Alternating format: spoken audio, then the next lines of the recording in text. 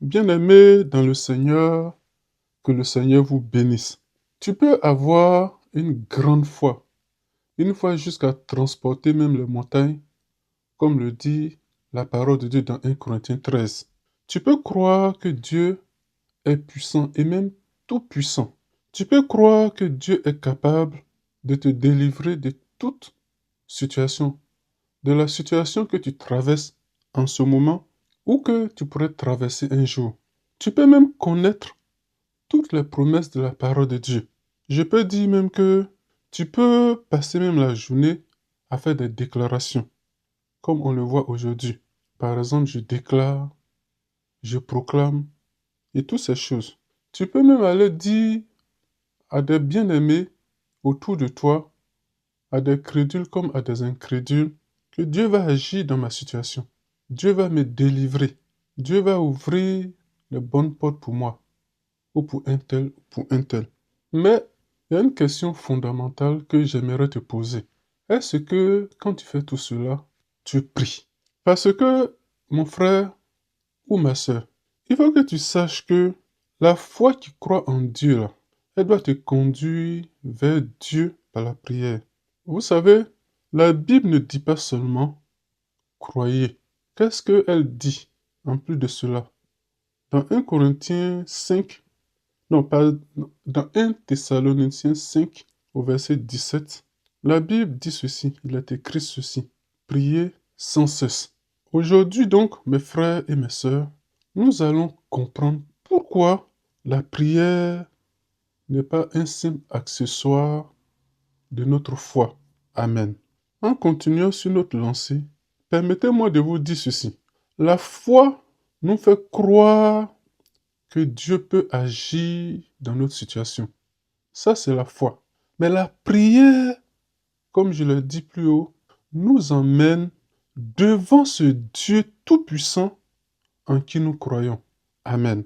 Pour descendre un peu en eau profonde dans cet enseignement, permettez-moi, au regard de la parole de Dieu, de dire ce que c'est que la prière selon la parole de Dieu. Il y a en fait une confusion très souvent au niveau même de nous les chrétiens. Aujourd'hui, lorsque nous voyons plusieurs de nos bien-aimés prier, enfin, je vais dire vivre leur vie chrétienne, je préfère dire cela comme ça, on a l'impression que la prière, c'est une formule magique. Il suffit simplement de faire des déclarations et puis hop, tout est réglé. Bien-aimé, Jésus dit, dans Matthieu 6 au verset 7, en priant, ne multipliez pas de vaines paroles. Et si vous continuez de lire, vous allez voir que il essaie de comparer de telles personnes à des incrédules. Bien-aimé, ce n'est pas la longueur de ta prière qui va obliger Dieu ou qui oblige Dieu à agir dans ta situation. Ce n'est pas non plus le volume des mots ou des phrases ou des paroles prononcées. Ce n'est pas non plus notre émotion. Parfois, lorsque on se met à prier pour une situation, on est dans tous les états. Et lorsqu'on ne le fait pas, on a l'impression qu'on n'a pas prié. Par ailleurs, ce n'est pas non plus la répétition.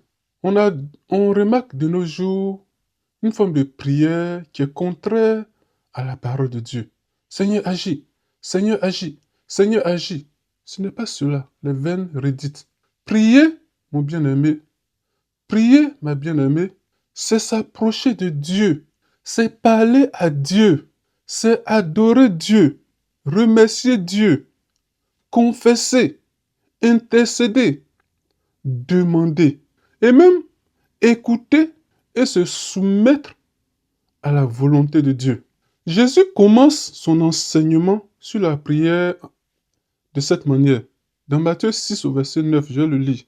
Notre Père qui est aux cieux, que ton nom soit sanctifié. Remarquez quelque chose. Avant même de dire quoi que ce soit, de demander quoi que ce soit, qu'est-ce que Jésus dit? Il dit que ton nom soit sanctifié. Il n'a rien demandé encore, hein. Il commence par dire cela. La véritable prière, donc mon bien-aimé, commence et commence uniquement par Dieu lui-même. Il faut toujours commencer par Dieu. C'est ça la véritable prière. Dans les points que j'ai énumérés tout à l'heure, j'ai dit en définissant la prière que c'est s'approcher de Dieu. Quand tu t'approches du Seigneur, de notre Dieu, il faut savoir que Dieu est Dieu et Dieu, on doit l'adorer. Dieu veut qu'on l'adore. Et puis, la Bible dit soyez reconnaissant. Tu ne peux pas venir te mettre à demander, demander, redemander, demander, redemander, sans même être reconnaissant pour la grâce que Dieu t'a déjà accordée même de pouvoir prier. J'ai dit en haut que prier, c'est adorer Dieu, remercier Dieu, confesser, intercéder. Vous voyez? Demander, je l'ai mis à la toute fin. Amen. La puissance, ce n'est pas aussi dans une technique. La puissance est en Dieu et en Dieu seul. Lorsque nous disons la prière est puissante, il faut comprendre, mon bien-aimé ou ma bien-aimée, ce que nous voulons dire en réalité. La prière, je dirais que ce n'est pas une sorte de puissance indépendante. On est isolé et puis non, ça n'a rien à voir. Dieu est puissant. Regardez ce que Jérémie, dans l'Ancien Testament, Jérémie 32, verset 27 dit. Voici, je suis l'Éternel, le Dieu de toute chair. Y a-t-il rien qui soit étonnant de ma part? La prière, mon bien-aimé, ma bien-aimée, ne rend pas Dieu puissant. C'est pas par ta prière que Dieu devient puissant. Dieu était tout puissant avant même que tu commences à prier. La puissance donc de ta prière, ça vient de celui à qui la prière est adressée. Et à qui la prière est adressée? La prière est adressée à celui qui est tout puissant, c'est-à-dire Dieu. C'est parce qu'il est tout puissant que notre confiance, ce n'est pas dans notre capacité à bien prier, à dire des beaux mots, à faire ceci, à faire cela. Notre confiance, c'est notre communion avec notre Dieu. Amen. La foi, elle est indispensable. C'est ce que la Bible dit. Sans la foi, on ne peut pas plaire à Dieu lui-même. Mais la foi doit nous emmener à Dieu. Je vais essayer d'expliquer cela. Mon frère ou ma sœur, je te prie, prends le temps d'écouter attentivement ce que je vais dire maintenant. Avec l'aide du Saint-Esprit, on va y arriver. Lisons Hébreux 11, verset 6. Écoutons. Sans la foi, il est impossible de lui être agréable. Car il faut que celui qui s'approche de Dieu croit que Dieu existe et qu'il est le rémunérateur de ceux qui le cherchent. Regardez l'évolution ou je dirais comment c'est structuré. Ça commence par croire, ensuite s'approcher, ensuite chercher Dieu. La foi selon la parole de Dieu, ce n'est pas simplement donc de croire que ça va aller et puis tout à coup ça commence à aller. Vous avez vu le mouvement tout à l'heure, croire, s'approcher et puis chercher Dieu. La foi dit, je sais à qui je vais m'adresser. C'est pourquoi le Seigneur a dit, le connaître c'est la vie éternelle. Tu sais à qui tu t'adresses. Dans Jacques 5, on ne va pas lire, je donne la référence, Jacques 1, verset 5 au verset 6. Jacques va, par le Saint-Esprit, recommander aux chrétiens de demander à Dieu, mais de faire cette demande avec foi. Je vous encourage à lire cela. Jacques 1, le verset 5 au verset 6. Donc, si vous voyez, Jacques ne dit pas, dans ce passage-là, qu'il est simplement la foi. Ce que Jacques dit, et ça c'est une révélation importante, qu'on demande avec foi. Qu'est-ce qu'on entend de voir? Il y a la prière et il y a la foi. Les deux doivent marcher ensemble, les deux doivent être ensemble. Il faut savoir que la foi nourrit la prière. Et la prière est l'une des expressions, je dirais, naturelles de notre foi. Tu ne peux pas avoir la foi et tu ne pries pas. Et puis attendre que ta foi déplace les montagnes. Cela ne suffira pas. C'est vrai, Dieu est souverain. Dieu peut choisir de par ta foi de se manifester, même si tu n'as pas prié. Je le reconnais. Tu peux prier et évidemment, il faut avoir la foi et puis Dieu t'exauce. Mais il peut arriver effectivement des fois où par la manifestation de ta foi, Dieu agit. Mais lorsqu'on regarde la normalité des Écritures, la vie que Dieu veut que ses enfants mènent, c'est que notre foi là doit nourrir la prière. C'est-à-dire, c'est parce qu'on a la foi et on va fléchir le genou et on prie. Et on doit prier, prier sans cesse. Amen. Donc, avoir la foi, ça ne signifie pas je n'ai plus besoin de prier. Parce que c'est une erreur très subtile du chrétien aujourd'hui. Regardez quelqu'un, en tout cas on entend ça d'ailleurs. Beaucoup vont vous dire, vous allez entendre beaucoup de nos bien-aimés dire, j'ai la foi. Oui, nous avons la foi. Et à cause de cette foi, on va aller jusqu'à dire, mais Dieu connaît déjà ma situation. Dieu sait que je souffre. C'est vrai. Dieu connaît notre problème, notre situation. Il sait que nous sommes endettés. Il sait que nous sommes menacés d'expulsion de notre logement. Dieu sait que notre hypothèque, là, on doit trouver l'argent rapidement pour pouvoir le régler. Dieu sait qu'il y a une maladie où le médecin, dans son honnêteté, a dit que c'était incurable et nos jours peut-être sont comptés. Dieu sait ça. Mais qu'est-ce que le Seigneur a dit relativement à cela? Regardez Matthieu 6 au verset 8. Je lis. Votre Père sait de quoi vous avez besoin avant que vous le lui demandez. Mais regardez mes bien-aimés. C'est que le Seigneur dit immédiatement lorsque on se met à dire que Dieu sait notre situation.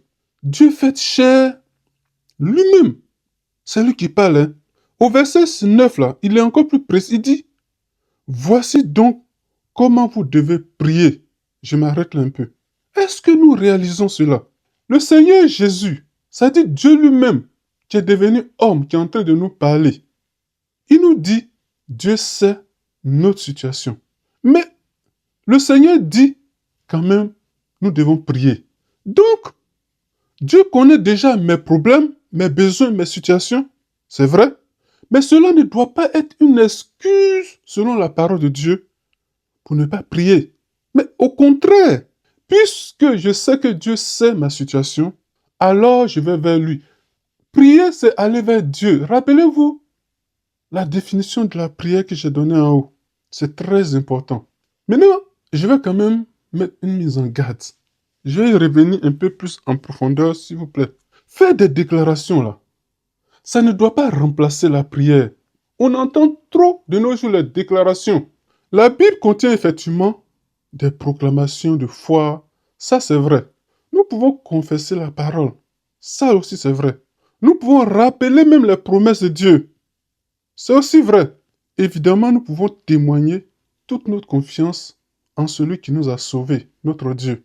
Mais, mes frères et mes sœurs, il y a une différence entre proclamer ce que Dieu a dit, évidemment, et croire que nos propres paroles vont commander ou vont exiger à Dieu d'agir sur les événements. Cela n'est pas ce que la parole de Dieu dit. Parce que le Seigneur Jésus n'a jamais enseigné, ni lui ni ses apôtres. Il n'a jamais enseigné que quand vous êtes dans la détresse, faites suffisamment de déclarations, comme on le voit, de bonnes déclarations, et puis tout à coup tout est réglé. Absolument pas. Ce que le Seigneur a dit dans Matthieu 6 au verset 6, il dit quand tu pries là, prie ton Père. Paul aussi va dire à peu près la même chose dans Philippiens 4. Philippiens 4 verset 6, je vais lire. Ne vous inquiétez de rien, mais en toute chose, faites connaître vos besoins à Dieu par des prières et des supplications. Évidemment, vous devez faire accompagner par des actions de grâce et autres. Et Jacques dit quelque chose, je dirais, qui peut marquer particulièrement. Dans Jacques 4 au verset 2, Jacques dit, vous ne possédez pas parce que vous demandez mal. Voilà. Tu peux parler de ton problème. Déclarer, je dis, fais des déclarations même sur ta situation. Tu peux aussi, et ça souvent c'est une erreur que le chrétien commet, téléphoner à plusieurs personnes, 3, 4, 5, 6, 7, 8, 9, et même parfois plusieurs personnes, pour parler de nos situations. On peut aussi, on voit souvent cela, des déclarations de foi, publier des paroles de foi, par exemple concernant une situation donnée. Je déclare que, je proclame que, je fais ceci, je fais cela. Mais Jacques nous pose indirectement cette question. Et si vous partez lire, il dit, as-tu demandé à Dieu? Est-ce que tu as prié? Et puis prier là, est-ce que tu as prié? Ça veut dire on passe plus de temps à parler de notre problème aux gens plutôt que à passer du temps devant Dieu, d'aller vers Dieu pour lui présenter notre situation. On va y revenir. Regardez, le Seigneur Jésus lui-même, évidemment, il avait une foi parfaite. Et pourtant, Jésus priait. Voilà, je dirais, ce qui va clore le débat. Regardez, Jésus avait toute la foi, ce que j'appelle la foi parfaite. Qui de nous a plus de foi que celle que Jésus avait? Absolument personne. Ni les apôtres qui nous ont précédés, ni les prophètes, ni les patriarches, qui que ce soit, n'a eu la foi parfaite que Jésus avait. Pourtant, regardez, on va lire dans Marc 1 au verset 35, il est écrit, vers le matin, pendant qu'il faisait encore très sombre, il se leva. Vous entendez? Je vais un peu plus loin. Et alla dans un lieu désert et il pria. Amen. Luc 5, verset 16, écrit, et lui, il se retirait dans le désert et priait. Jésus priait avant des moments importants. Il priait seul. Il priait pour ses disciples. Il priait pour, je dirais, pour nous. Parce que nous, on n'était pas là, mais il nous connaissait déjà. Jésus priait aussi dans la souffrance. Les Écritures disent il a souffert aussi comme nous. Il a eu faim. Il a connu la faim. Il criait avec l'âme. Il a connu la souffrance. Jésus priait dans la souffrance. À Gethsemane, par exemple, Jésus priait. Alors, écoute ceci, mon frère. Écoute ceci, ma sœur. Si une grande foi supprimait, celle de Jésus, supprimait la nécessité de prier là, Jésus aurait, en tout cas pour moi, il aurait été celui qui aurait le moins prié. Si une grande foi supprimait le fait que nous devons prier là, Jésus, de nous tous, allait être celui qui allait prier le moins. Et pourtant, Jésus priait. Et il priait de façon fervente. Alors, qui sommes-nous? Nous qui avons été rachetés. Nous qui étions perdus et qui avons été rachetés par le sang même de Jésus-Christ. Qui sommes-nous pour dire, moi j'ai la foi et croyons que cela suffit? Nous ne devons pas négliger la prière, mes bien-aimés. Amen. Permettez que j'insiste un peu sur la prière parce que il peut y avoir des objections. Certains peuvent dire je prie. Mais on va regarder un aspect maintenant. Bien-aimé, la prière ne doit pas être ton dernier recours. Je vais expliquer cela. Ma bien-aimée, toi qui n'as pas d'enfant, toi qui peut-être sors d'une situation difficile de maladie, ou un couple difficile qui prie, qui jeûne, qui prie, d'une certaine manière. Mais avant de prier, la plupart du temps, qu'est-ce qu'on observe souvent? On a le regard fixé sur notre problème. Souvent, on panique. On est dans la panique. Par nos comportements, on sait qu'on est dans la panique. Et ça nous emmène au téléphone à parler avec les gens, l'Internet, à écouter des coachs, aller à gauche, à droite, l'Internet. On cherche des conseils avec des êtres humains. On va aller vers nos relations. On va aller vers la banque, si c'est un cas de dette, ou bien ainsi de suite. Ou bien si c'est un cas de maladie, notre premier recours, on va d'abord vers le médecin. Si c'est un cas juridique, on va certainement aller vers un avocat ou vers un homme de droit, une personne de droit. Ou bien même vers les membres de notre famille. Maintenant, lorsque toutes ces portes-là sont fermées, là, alors, très souvent, c'est là qu'on se tourne vers le Seigneur. En fait, lorsqu'on a essayé avec les créatures, au lieu du Créateur lui-même, alors la prière devient notre dernier recours. Mon bien-aimé et ma bien-aimée, il ne faudrait pas qu'il en soit ainsi. Non. La prière, là, ce n'est pas ce qui reste quand tout le reste a échoué. Dans Néhémie 1 au verset 4, il est écrit, « Je m'assis, je pleurais, je jeûnais et je priais devant Dieu des cieux. Ensuite seulement, il se présenta devant le roi. » Il a fait l'inverse de ce que nous avons l'habitude de faire. Quand il y a une situation, on panique. Vraiment, on remue tout autour de nous. Et c'est quand on voit que tout cela ne trouve pas de solution, c'est alors qu'on se met à prier maintenant. Néhémie a fait l'inverse. Il y a eu une situation. Et qu'est-ce que Néhémie a fait? Il s'est assis, il a pleuré, donc prié tout ça. Il a jeûné comme on a l'habitude de faire. Il a prié et il n'a pas dit n'importe quelle prière devant Dieu. Je vous donne la référence encore, Néhémie 1, verset 4. Voici l'ordre que nous devons avoir. Prier ne signifie pas ne rien faire, on en convient. Mais lorsqu'il y a une situation, commençons toujours par la prière. La prière doit être notre premier recours et notre dernier recours. En fait, qu'est-ce que cela signifie? Cela signifie que, avant d'agir sans Dieu, je cherche Dieu. C'est-à-dire que quand je vais vers des êtres humains pour chercher des solutions là, je suis en train d'agir sans Dieu. Prenons l'exemple de Ézéchias. On va le lire 2 Rois 20 au verset 1er.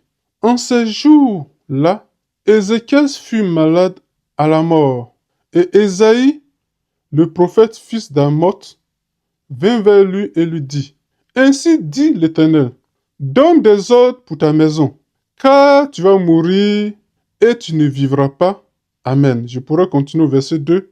Et Ézéchias tourna sa face contre la muraille et pria l'Éternel, disant, hélas, Éternel, souviens-toi, je te prie, que j'ai marché devant toi en vérité et avec un cœur parfait, et que j'ai fait ce qui est bon à tes yeux. Et Ézéchias versa beaucoup de larmes. Amen. Regardez humainement là, tout était terminé pour Ézéchias. La sentence avait été déjà prononcée. Mais qu'est-ce qu'Ézéchias a fait? Ézéchias s'est tourné immédiatement vers l'Éternel.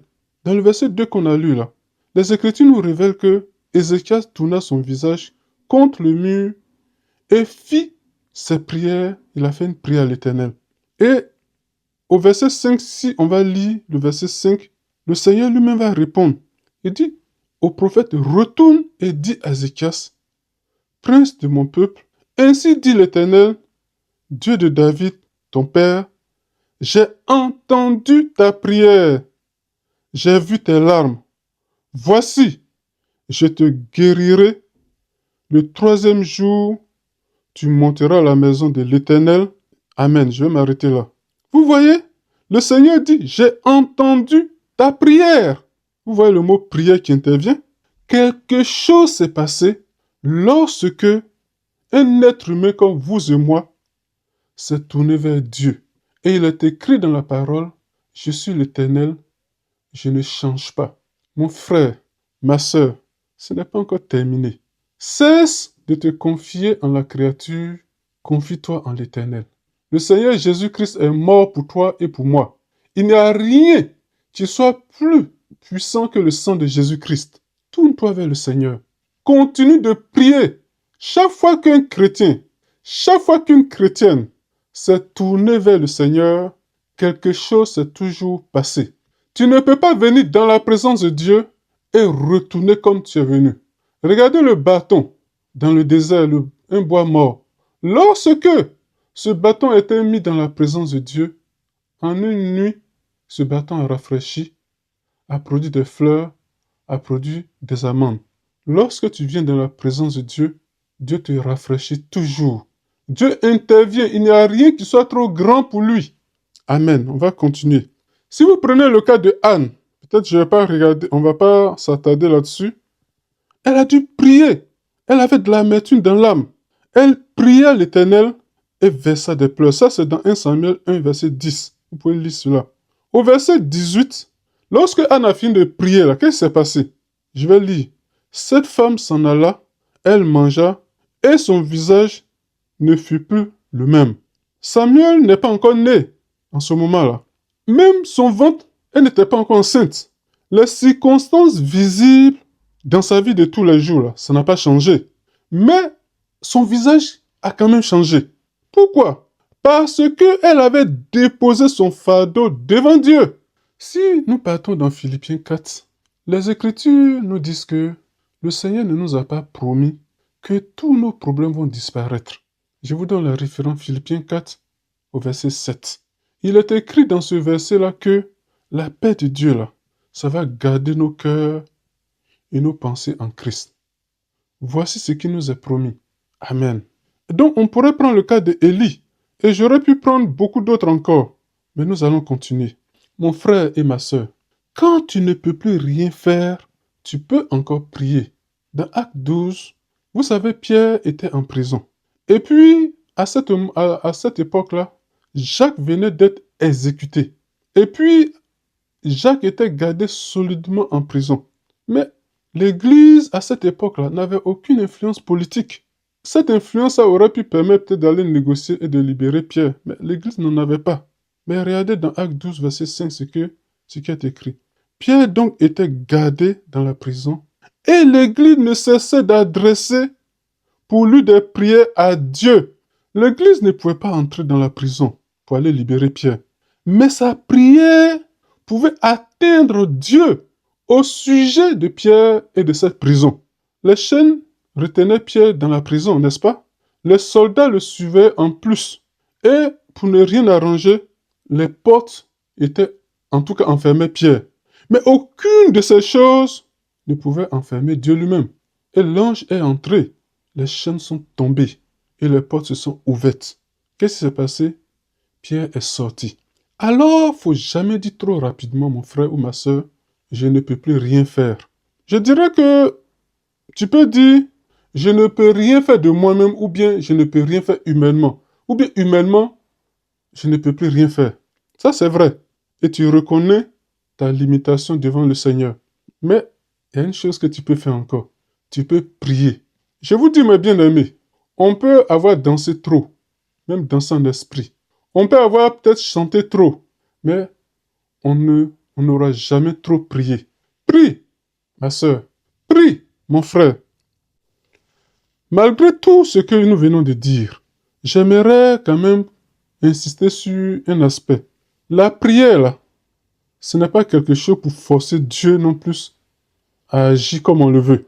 Oui, on a parlé de Ézéchias, on a parlé de Pierre, on a parlé de même Anne, pour le cas de ce qu'elle n'avait pas d'enfant, l'aller, et bien d'autres.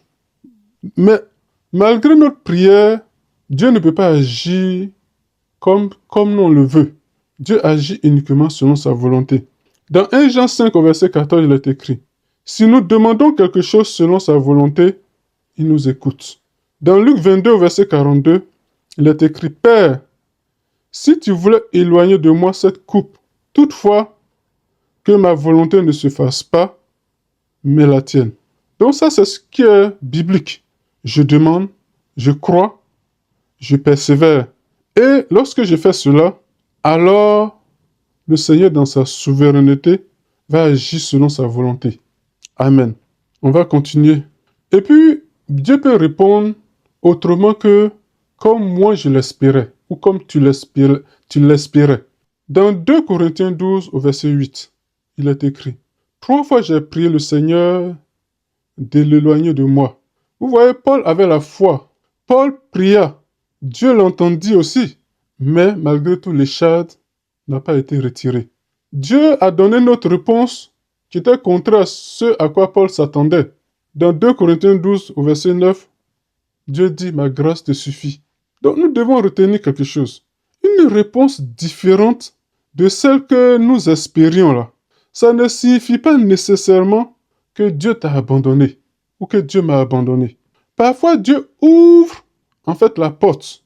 Parfois, il nous donne la force devant cette porte qui est fermée. Mais dans les deux cas, de toutes les manières, Dieu demeure Dieu. L'autre chose, c'est que quand la réponse tarde, qu'est-ce que nous devons faire? Lorsque la réponse tarde, il faut continuer de prier.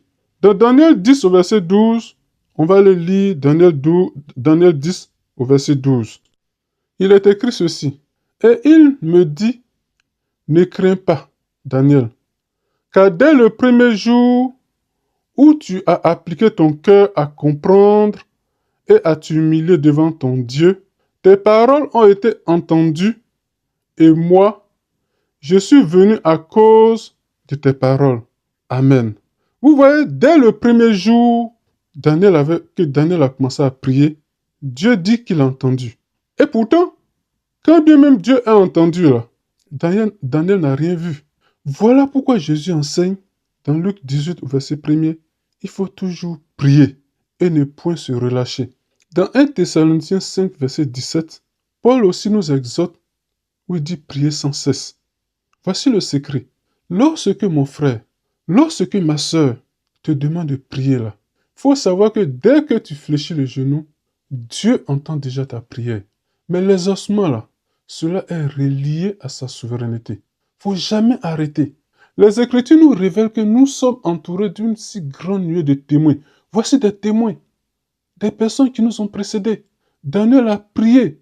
Et le Seigneur, vous savez pourquoi le Saint-Esprit met tout cela dans la parole? C'est pour nous. C'est pour nous enseigner. Dès le premier jour que tu commences à prier là, Dieu entend déjà tes prières. Faut pas baisser la garde. Continue. Le Seigneur nous l'enseigne. Et il nous enseigne par Paul. Priez sans cesse. Amen. Quand tu ne sais même plus comment prier, prie quand même. Parce il y a des situations où on ne sait même pas ce qu'il faut demander. Dans Romains 8, verset 26, il est écrit: Nous ne savons pas ce qu'il nous convient de demander dans nos prières, mais l'Esprit lui-même intercède. Parfois, notre prière sera longue. Parfois, en fait, elle sera courte. Parfois, ce n'est même pas des mots qui vont sortir. Ce sont des larmes. Mais regardez mes bien-aimés, Dieu ne mesure pas notre prière par, je dirais, la sophistication ou des mots bien polissés de notre, ou bien, c'est pas parce qu'on va utiliser des vocabulaires toutes faites, des formules toutes faites, ce n'est pas par là que Dieu nous écoute ou bien ne nous écoute pas. Ce que Dieu regarde, c'est notre cœur. Alors, mes bien-aimés, je vais te parler particulièrement, toi, mon frère, toi qui m'écoutes, ou toi, ma sœur, toi qui m'écoutes. Arrête de vivre comme si tu étais sans recours. Ton problème est certainement réel. Ta dette est réelle. Ta maladie est réelle. Ta crise conjugale ou familiale, c'est bien réel. Les portes te sont certainement fermées et le chômage est vraiment réel. Tu reçois de la persécution et ça, c'est réel. Mais Pierre était réellement emprisonné. Anne était réellement stérile. Ézéchias était réellement malade. Paul et Silas étaient réellement battus. Et même le Seigneur Jésus était réellement devant la croix. Notre foi, là, ce n'est pas de nier notre réalité, notre situation. Mais notre foi regarde la véritable réalité. C'est-à-dire au-delà de notre réalité. La véritable réalité se trouve au-delà de notre réalité. C'est-à-dire, on voit notre réalité et on voit Dieu derrière notre réalité. Nous regardons plus loin. Nous regardons notre réalité, mais nous regardons au-delà de notre réalité. En quoi faisant? En priant. Amen. Mon frère et ma soeur, je vais terminer. Tu as la foi? Alors prie. Ne remplace pas la prière par de simples déclarations. Ne remplace pas la prière par ton inquiétude. Ça ne va rien changer, ton inquiétude. Ne remplace pas la prière par toutes sortes d'appels téléphoniques où tu appelles toutes sortes de gens. Tu es en train d'expliquer ta situation à tout le monde. Ne remplace pas la prière par toutes sortes de raisonnements. Il ne faut pas te contenter de dire chaque fois j'ai la foi. Donc Dieu sait, donc ceci de... Non. Oui, Dieu sait, oui, tu as la foi, c'est bien. Mais Jésus t'a enseigné à prier. C'est un ordre divin, la prière.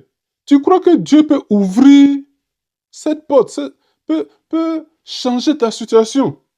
Tu fais bien, mais alors prie. Tu crois qu'il peut restaurer? Alors prie. Tu crois qu'il peut pourvoir à tous tes besoins, te sortir des dettes, de l'endettement? Alors prie. Tu crois qu'il peut ramener ton fils ou ta fille? Ou bien il peut changer ton fils ou ta fille? Alors demande-la, demande au Seigneur. Il faut prier. Tu crois que le Seigneur peut te secourir dans ta situation? N'importe quelle situation? Alors prie. Crie à lui et ne n'arrête pas. Parce que dès le premier jour, tu te mets à crier, Dieu entend. Continue jusqu'à l'exaucement, mon frère. Continue jusqu'à l'exaucement, ma sœur. N'arrête pas. Dieu n'est jamais en retard.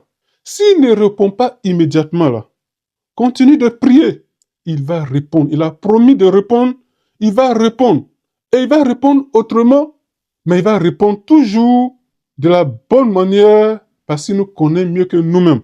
Que le Seigneur vous bénisse. Sachez, pour terminer, que la foi, là, ça ne remplace pas la prière. La prière nous conduit à Dieu. En tout cas, priez sans cesse, prions sans cesse. Que le Seigneur vous soutienne dans votre situation. Qu'il vous restaure, qu'il chasse celui ou celle qui vous menace, cette situation, qu'il ôte la maladie de votre corps, de votre âme et de votre esprit. Que le Seigneur soit béni dans votre vie. Criez, chantez des chants d'allégresse, fléchissez le genou. Amen.